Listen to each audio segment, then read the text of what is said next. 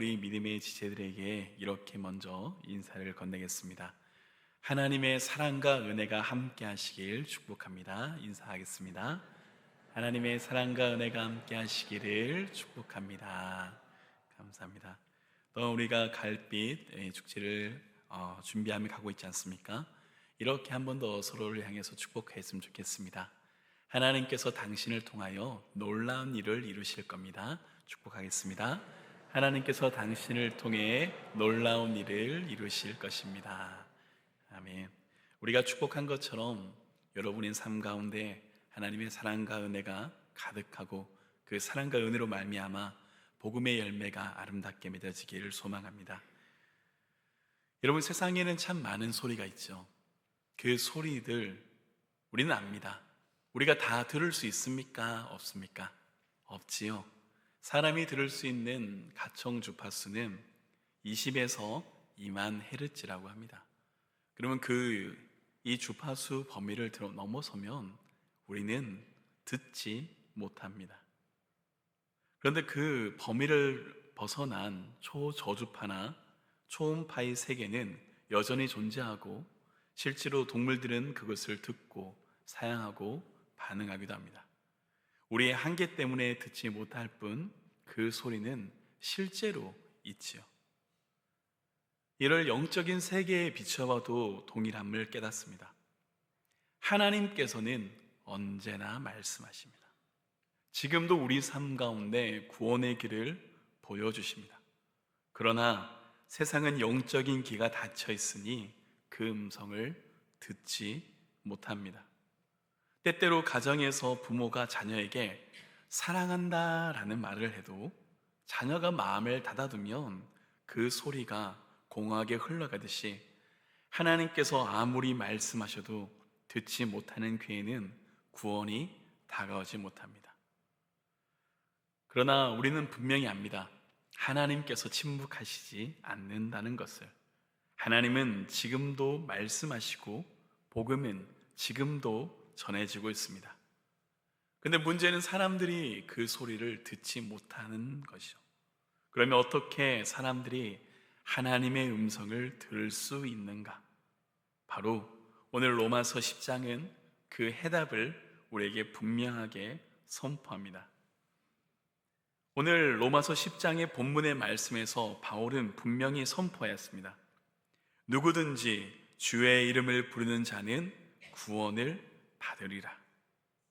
그런데 바울은 여기서 멈추지 않습니다. 그는 이렇게 되묻습니다. 그렇다면 사람들이 어떻게 주의 이름을 부를 수 있는가? 우리는 흔히 믿음으로 구원을 받는다라고 고백합니다. 맞습니다. 그런데 우리가 한 가지 잊지 말아야 할 사실이 있습니다. 믿음이 스스로 생겨나는 것이 아니라 반드시 복음을 들어야만 생겨난다는 것입니다. 즉, 복음을 전해주는 사람이 없다면 아무도 들을 수가 없습니다. 그리고 그들이 그 복음을 듣지 못한다면 그들에게 믿음이 일어날 수도 없고 믿음이 없기에 주의 이름을 부를 수도 없습니다. 그래서 오늘 우리는 이 말씀을 통해서 세 가지를 함께 바라보고자 합니다. 첫째는 구원의 필연적인 사슬, 둘째는 복음 전도의 필요성, 셋째는 전도자의 사명과 축복에 대해서 함께 생각해 보고자 합니다. 먼저 구원의 필연적 사슬, 믿음은 들음에서 난다는 것을 바라봅니다. 여러분, 분명히 말씀의 구원의 첫 출발점이 분명히 드러납니다. 믿음은 들음에서 난다. 여러분, 하나님의 말씀 성경은 인간이 어떠한 존재인지 분명히 기록합니다. 인간의 본성이 하나님을 거부한다고 단언합니다. 로마서 3장 10절에서 12절 말씀 함께 읽겠습니다. 기록된 바 의인은 없나니 하나도 없으며 깨닫는 자도 없고 하나님을 찾는 자도 없고 다 치우쳐 함께 무익하게 되고 선을 행하는 자는 없나니 하나도 없도다. 이게 인간의 본질입니다. 하나님을 떠나 있은 존재들, 깨닫지도 못하는 자들, 악을 행하면서 그조차도 알지 못하는 자들. 그런데 그런 그들에게 복음이 들려지면 모든 것이 달라집니다. 로마서 10장 17절 말씀 우리가 함께 읽겠습니다. 그러므로 믿음은 들음에서 나며 들음은 그리스도의 말씀으로 말미암느니라. 여러분, 분명하죠? 믿음은 인간의 심리적인 결심, 종교적인 열심에서 나오는 것이 아니라고 합니다. 하나님의 말씀을 들을 때 성령께서 역사하셔서 우리의 가운데 생겨나는 것이, 하나님의 선물로 주어지는 것이 믿음입니다. 하나님의 말씀이 들려야 믿음이 살아난다는 분명한 진리를 보게 됩니다. 여기서 우리는 분명히 두 가지를 분명하게 됩니다. 믿음의 근원이 우리 안에 있다는 것이 아니라는 것, 믿음의 근원은 하나님께 있다는 것, 그리고 그 믿음의 수단이 무엇입니까? 하나님의 말씀입니다. 그러니 당연한 논리적인 결과가 나타납니다. 누구든지 주의 이름을 부르는 자는 구원을 얻는데, 그 구원을 얻을 수 있는 사람들의 믿음이, 복음이 들려져야만 가능하다는 그 말씀을 사도 바울이 전합니다. 믿지 않는 자들이 어떻게 말씀을 듣겠습니까? 당연하지요. 그러니 말씀을 전달할, 복음을 전달할 전달자가 필요함을 우리는 깨닫습니다. 두 번째, 그러니 복음 전도의 필요성은 누가 필요합니까? 전파하는 자가 필요합니다. 우리 오늘 말씀의 10장 14절 말씀인데 함께 읽겠습니다. 그런즉 그들이 믿지 않은 이를 어찌 부르리요? 듣지 못한 이를 어찌 믿으리요? 전파하는 자가 없이 어찌 들으리요? 때때로 요 근래에 수많은 잘못된 신학들이 드러나기도 합니다. 어떤 사람들은 이렇게 이야기하는 것을 봅니다. 하나님께서 모든 사람을 사랑하십니다. 근데 하나님께서 모든 사랑을 사랑하시니까 사랑의 하나님을 강조하며 바라보다 보니까 어디까지 이릅니까? 우리를 사랑하신 하나님이 결코 우리를 포기하지 않으실 것이다. 그러니 마지막 때가 이르면 그 사랑의 하나님이 모든 사람을 반드시 구원하실 것이다. 이까지 이릅니다. 이를 좀 더 넘어서면 믿지 않는 사람들, 하나님의 복음을 믿지 않는 사람들도 사랑의 하나님은 포기할 수가 없어서 그들을 구원하실 것이다. 그러니 불교인은 불교인 되게 하고 이슬람은 이슬람 되게 하고 그들이 믿는 믿음을 잘 믿도록 해도 구원이 이루어진다. 여러분, 어떻게 들리십니까? 실제로 우리나라 한 강단에서 선포됐던 내용 중에 일부입니다. 그러나 복음은 분명합니다. 하나님의 말씀은요, 그렇게 기록되지 않았습니다. 복음은 분명하게 우리에게 말씀합니다. 우리가 전하지 않으면 그들이 들을 수 없습니다. 복음을 증거하지 않으면 복음 앞에 설 수가 없습니다. 그리고 우리는 하나님의 말씀을 보는 가운데 깨닫는 것이 있습니다. 하나님께서 전능하시고 살아계시고 능력이 있으신데 분명 말씀의 때때로 하나님께서 음성을 들려주실 때가 있는데 그런 기적 같은 순간이 일부일 뿐입니다. 하나님께서 이 온 세상 사람들에게 이랬으면 좋겠습니다. 나타나서 어린 나이에 그런 생각들을 많이 상상하지 않습니까? 하나님이 모든 사람에 나타나서 내가 하나님이다 라고 하면 그 누구도 하나님 부정할 사람이 없을 것인데 성경에 보면 하나님께서 기뻐하는 방식인 언제나 사람을 통해서 말씀하시는 것을 깨닫게 됩니다.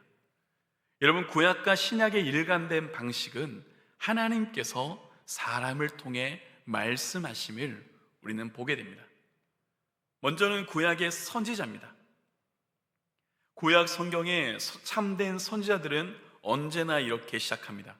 여호와의 말씀이 내게 임하니라.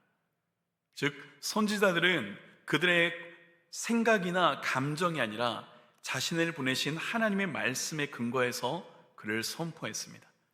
선지자들 스스로 나선 것이 아니라 하나님께서 세우시고 보내시죠. 모세 역시 떨기나무 불꽃 가운데 부르심을 받습니다. 그가 하나님의 부름 앞에 번번이 그 소명을 부인하였지만 결국 하나님께서 보내시는 그 음성에 순종하고 나갔습니다. 그러니 구약의 선지자들은 모두 하나님의 대언자로서 하나님의 말씀을 백성에게 전하는 자였음을 우리는 보았습니다. 그리고 그 선지자의 말씀보다 더 크고 완전한 말씀이 우리에게 임하시죠. 바로 예수 그리스도가 우리에게 오십니다. 히브리서 1장 1절 2절에서는 이렇게 기록되어 있습니다. 옛적에는 선지자를 통하여서 말씀하신 하나님이 이 마지막 날에는 아들을 통하여 말씀하셨으니, 그 아들께서 마지막 날에 오셔서 하나님의 뜻을 어떻게 합니까? 선포하셨습니다. 그런데 그 예수님, 말씀이신 분, 말씀이 육신이 되어 우리 가운데 거하신 예수님은 친히 사람이 되셨고 그 인간의 모습으로 우리가 보여줄 수 있는 음성으로 하나님의 말씀을, 복음을 선포하셨고 유일한 구원의 길을 자신의 삶으로 우리에게 보여주셨습니다. 그리고 그 하나님을 보여주는 그 통로로서 신약의 성도들과 오늘의 우리가 있습니다. 사도행전 1장 8절 말씀 함께 보겠습니다. 오직 성령이 너에게 임하시며 너희가 권능을 받고 예루살렘과 온 유대와 사마리아 땅끝까지 이르러 내 증인이 되리라. 초대교회 성도들은 이 말씀을 온전히 붙들었습니다. 성령의 충만으로 나갔고 성령의 감동으로 복음을 전했습니다. 사도 바울은 우리는 그리스도를 대신하여 사신된 자라고 고백했습니다. 즉 성도가 그리스도의 대사로서 하나님의 말씀을 맡은 자들임을 선포합니다. 그러니 성경을 가만히 바라보면 우리는 깨닫습니다. 분명 하나님께서 모든 사람에게 말씀하실 수 있는데 하나님이 정말 기뻐하시는 그 통로는 직접 하나님의 계시를 보여주시는 것이 아니라 하나님의 사람들, 하나님의 백성들, 그들을 통해서 하나님께서 말씀을 들려주시길 원하신다는 것, 그리고 그 말씀에 임해서 전도가 우리에게 위임된 사명이라는 것입니다. 여러분, 전도가 우리의 사명입니다. 그러니 그 사명은 우리가 해도 되고 하지 말아야 될 일이 아니라 우리가 반드시 해야 되는 그 목적 가운데 있습니다. 그러니 그 전도의 사명에 따라서 오늘날 우리 그리스도의 몸된 교회가 전도를 멈춘다라는 것은 교회의 존재율을 상실하는 것이 되죠. 그러니 전도가 단순한 프로그램이 아니라 우리의 본질, 성도의 본질이라는 것을 말씀은 분명히 기록합니다. 초대 믿음의 교부했던 요한 크리소스톰은 이렇게 말했습니다. 하나님께서 복음을 맡기셨다는 것은 마치 왕이 가장 귀한 보물을 종에게 맡긴 것과 같다. 사랑하는 여러분, 하나님께서 가장 귀한 보물 예수 그리스도를 누구에게 맡기셨습니까? 우리에게 맡기셨습니다. 그러니 우리는 그 보물을 맡은 자로서 전해야 합니다. 다시 한번 하나님의 말씀을 바라보면 바울은 이를 분명히 알았기에 우리에게 분명하게 선포합니다. 들려지지 않으면 믿음이 생기지 않습니다. 그리고 그 복음은 사람을 통하여서 전파됩니다. 천사나 초자연적인 소리가 아니라 하나님의 보내심을 받은 우리를 통하여서, 우리의 입술을 통하여서 복음이 전해지는 것, 이것이 하나님이 기뻐하시는 복음의 길임을 우리는 깨닫습니다. 우리는 알죠. 우리 입술이 어떻습니까? 우리에게 능력이 있습니까? 아니요. 우리는 모세처럼 입술이 둔한 자입니다. 기드온처럼 포도주 틀에서 타작하며 숨을 수 있는 겁이 많은 자들입니다. 그러나 연약하고 부족한 인간을 통하여서 하나님의 능력이 드러남을 우리는 보았습니다. 그처럼 오늘도 연약하고 부족하지만 우리가 하나님 앞에 순종한다면, 하나님 말씀을 따른다면 하나님의 능력이 드러납니다. 바로 이것이 복음 전파의 아름다움인 겁니다. 세 번째, 전도자의 사명과 축복에 대해서 같이 보길 원합니다. 오늘 10장 15절의 하반절인데 함께 읽겠습니다. 기록된 바 아름답도다 좋은 소식을 전하는 자들의 발이여. 사도 바울은 이사야서 52장 7절의 말씀을 인용하여 복음을 전하는 자의 모습을 우리에게 보여줍니다. 성경에서 보게 되면 발은 늘 수고와 땀을 상징합니다. 그들이 있었던 이스라엘의 형편을 생각해 봅시다. 아무것도 없는 그 광야를 걸어야 되는 사람들, 먼 길을 걸으며 먼지와 모래와 진흙으로 더럽혀진 말들. 근데 그들이 그 고통과 피곤을 넘어서서 전해야 될 소식이 있을 때가 있습니다. 바로 그 전쟁터 한가운데 있을 때, 그리고 그 전쟁터에서 승리의 소식을 듣고 달려오는 전령의 모습을 여러분이 우리가 그려보았으면 좋겠습니다. 고대 전쟁에는 지금과 같은 통신수단이 없었습니다. 그러니 누가 전쟁에서 이겼는지 알리려면 반드시 전령이 달려왔어야 됐죠. 우리가 아는 고대 그리스의 마라톤 역시 여기서 비롯되었습니다. 승리의 소식을 전하기 위해서 전령이 어떻게 합니까? 끝없이 그의 몸을 한계를 일으키며 계속해서 달려옵니다. 그리고 어떻게 합니까? 사람들이 두려워 떨고 있는 그 자리에 문을 열고 와서 어떻게 합니까? 우리가 승리하였다. 우리가 이겼다. 이제 평화가 왔다. 그 소식이 들려지는 순간 백성들의 눈에 얼마나 기쁜 소식이 전해집니까? 바로 이 말씀처럼 오늘 복음의 전달자의 우리의 발이 그렇다고 말씀은 기록합니다. 너희의 하나님이 다시 통치하신다. 하나님이 구원을 임하셨다. 하나님이 당신을 사랑하십니다. 하나님이 당신을 구원하셨습니다. 선포하는 자들, 바로 그들이 아름다운 발이 됩니다. 여러분, 오늘의 사람들이 듣고 있는 소식들이 어떨까 생각해 봅니다. 세상은 늘 불안전한 소식으로 가득하죠. 전쟁은 여전하고 경제의 위기의 소식도 있으며 재난의 소식이 있고, 우리의 현실 가운데 온다면 가정의 깨어짐이 있습니다. 사회의 불의가 있습니다. 아픔의 소리가 있고 외로움의 소리가 있고 고통의 소리가 있습니다. 그런데 하나님의 복음은 그 소식에 있는 자들, 죽음과 사망에 있는 우리들에게 분명히 다른 소식을 전합니다. 전쟁이 끝났다. 평화가 왔다. 죽음이 아니라 생명이 우리에게 왔다고 선포합니다. 우리의 삶이 어떤 삶인가? 복음은 우리가 이 전파하는 자라고 합니다. 우리의 삶은 바로 이 전령의 삶입니다.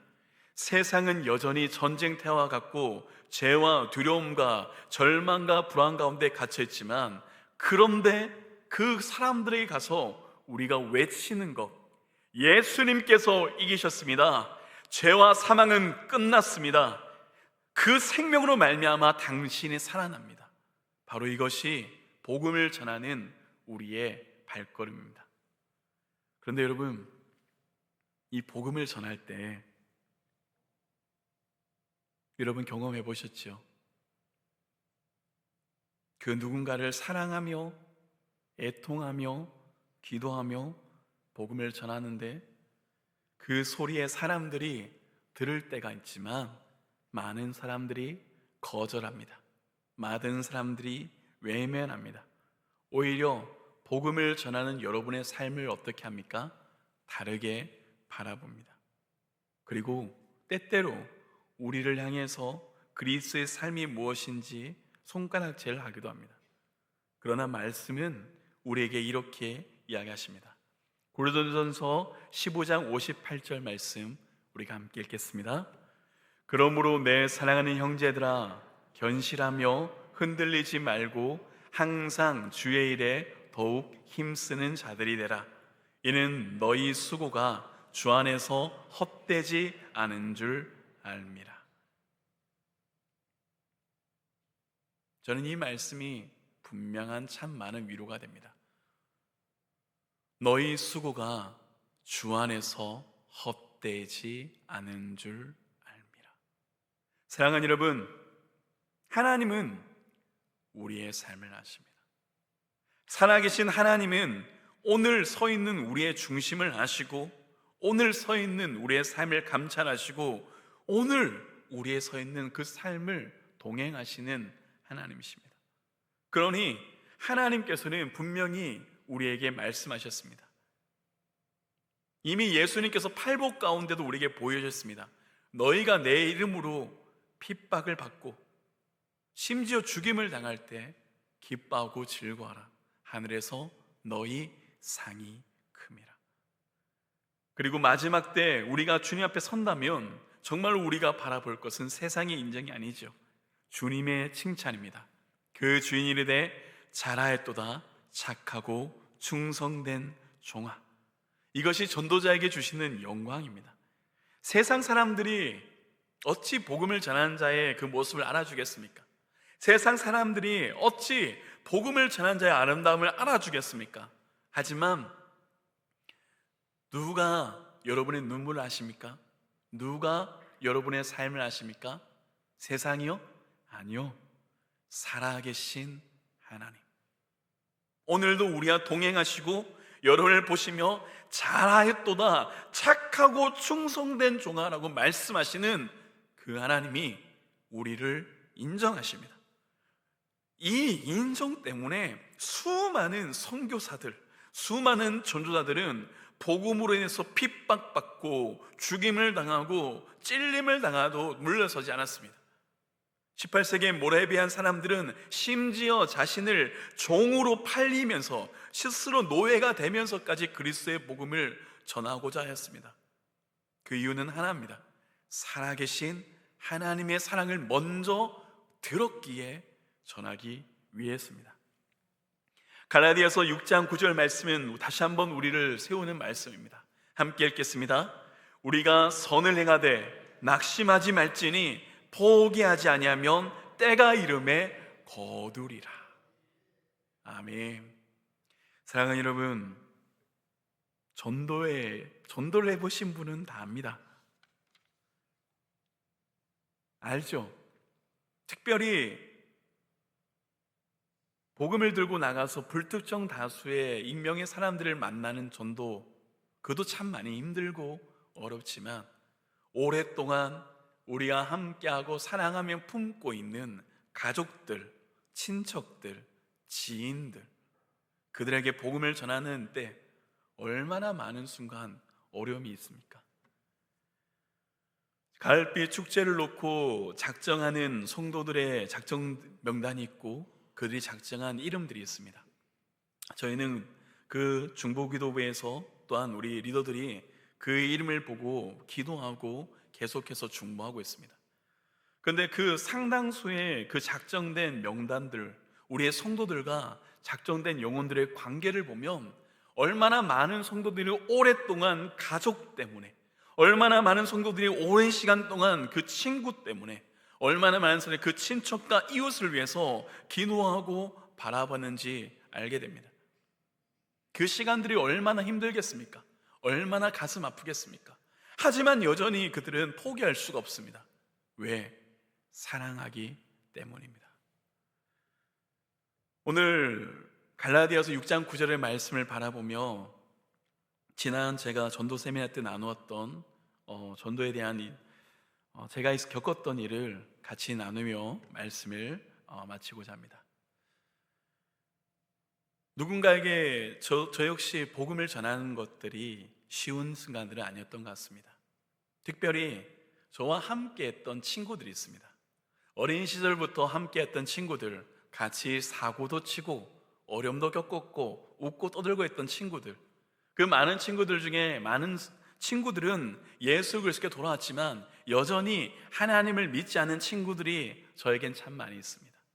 그 중에 한 친구와 있었던 이야기를 나눌까 합니다. 이 친구는 중학교 3학년 시절 불의의 사고로 인해서 그 전봇대에 올라갔다가 미끄러지면서 고압 전선에 감전되어서 어려움을 겪었습니다.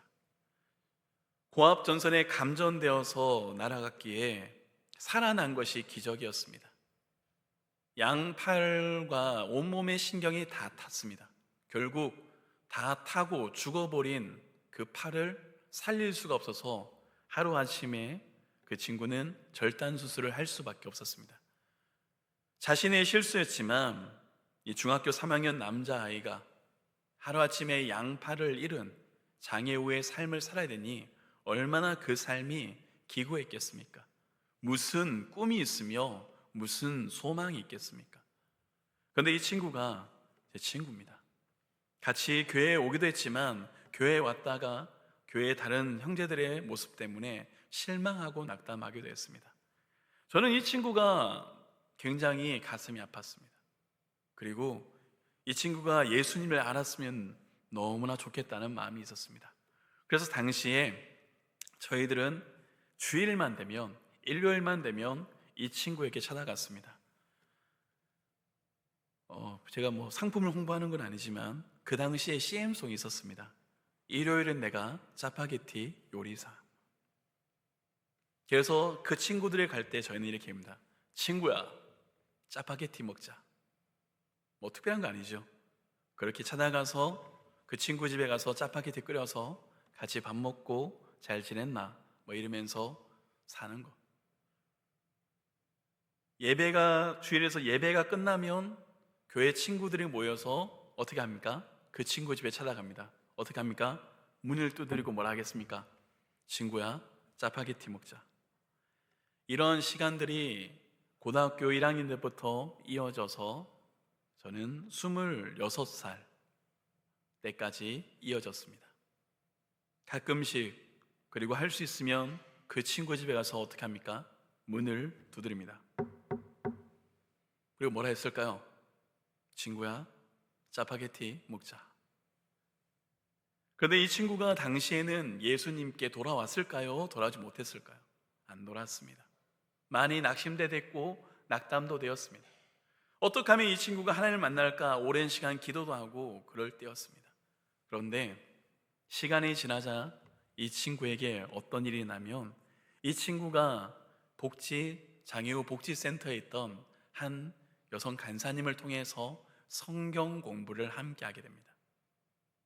성경 공부를 함께 하게 되고 그 공부 가운데 깨닫습니다. 하나님이 나를 사랑하시는구나. 그리고 이 친구가 하나님을 영접하고 예수 그리스도께로 돌아왔습니다. 그리고 하나님께 돌아왔던 이 친구가 저랑 나누며 이런 얘기를 합니다. 야, 네가 오랜 시간 문을 두드리며 짜파게티 먹자 했던 거 다 안다. 네가 말은 하지 않았지만 늘 하나님께서 사랑한다고 기도했던 거 다 안다. 당신은 내가 면목이 없어서 교회에 가지 못했는데 나는 사실 그때 하나님 사랑하신다는 얘기 알고 있었다. 그리고 이제 내가 하나님의 사랑을 받은 자가 됐으니까, 이제 내가 소망 없는 자에서 소망 있는 자가 되었으니까, 나처럼 힘들어서 포기한 친구들, 나처럼 장애가 있어 삶을 포기하고 있는 친구들, 장애가 있어서 세상에 소외받은 사람들에게 나도 친구가 되어줄 거다. 나도 그들에게 하나님의 사랑을 전할 거다. 그리고 그가 있는 센터에서 간사로 일하고 있고, 그 친구의 모습은 이런 모습입니다. 사진을 부탁드립니다. 물론 잠깐 유튜브를 했지만 여러분, 이 친구의 모습에서는 감사합니다. 안녕하세요, 팔이 없는 간사 정간사입니다. 자신의 부끄러움을 숨겼던 친구가 예수 그리스도를 만나서 생명을 얻으니 자신이 소망 없는 자가 아니라 소망 있는 자임을 알게 되고, 내게 생명이 없는 것이 아니라 생명이 있음을 알게 되고, 오늘 그리스도의 복음을 알지 못하는 또 다른 누군가에게 복음의 전달자로 살기로 결단하고 그렇게 살아갑니다. 사랑하는 여러분, 그러니 오늘 여러분, 우리가 우리의 마음 가운데 다시 한번 새겼으면 좋겠습니다.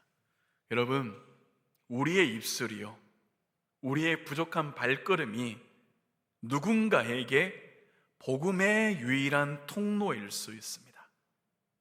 직장에서 여러분의 말 한마디가, 가정에서 여러분이 자녀들에게 들려주는 그 말씀 한 구절이 이웃에게 건네는 그 사랑의 안부가 그들의 인생을 바꿀 수 있는 하나님의 통로가 될 수 있습니다. 여러분, 아직도 복음을 듣지 못하는 이들이 너무나 많죠. 어떤 사람들은 여전히 죄와 사망에 매여서 스스로 죽임을 당하는 그 굴레에 걸어들어가는 것을 보지 않습니까? 어떤 이는 그 분명한 하나님의 사랑의 음성을 듣지 못해서 나는 사랑받지 못해, 아무도 나를 이해하지 못하면서 외로워하며 아파하며 괴로워하며 눈물 흘리지 않습니까? 어떤 이는 인생의 무게와 굴로 속에서 수고하고 무거운 짐을 지며 애쓰며 쓰러져가는 인생이 되지 않습니까? 그들이 어떻게 하나님의 복음을 들을 수 있습니까? 바로 이곳에 있는 하나님의 사람들, 하나님의 아들, 딸인 여러분을 통해서입니다. 오늘도 하나님은 여러분을 통해서 하나님의 은혜가 흘러가기를 원하십니다.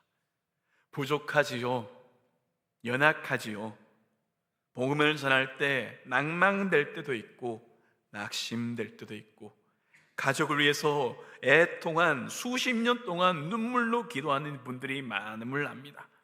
그러니 여러분, 붙드십시오.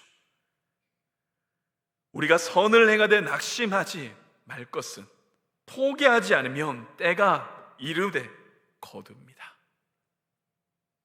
하나님의 복음이 우리에게 맡겨졌으니 먼저 하나님의 사랑을 들은 사람으로서 하나님의 복음을 듣지 못하는 그들에게 통로가 되어줘야 됩니다.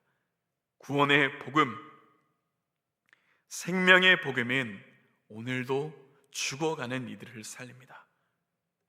로마서 10장 우리 13절 말씀, 누구든지 주의 이름을 부르는 자는 구원을 받으리라. 예수 그리스도의 복음을 전하는 그 생명의 통로가 되는 여러분이 되시길 주님의 이름으로 축원합니다. 이 시간 우리가 같이 찬양을 통해서 고백하였으면 좋겠습니다.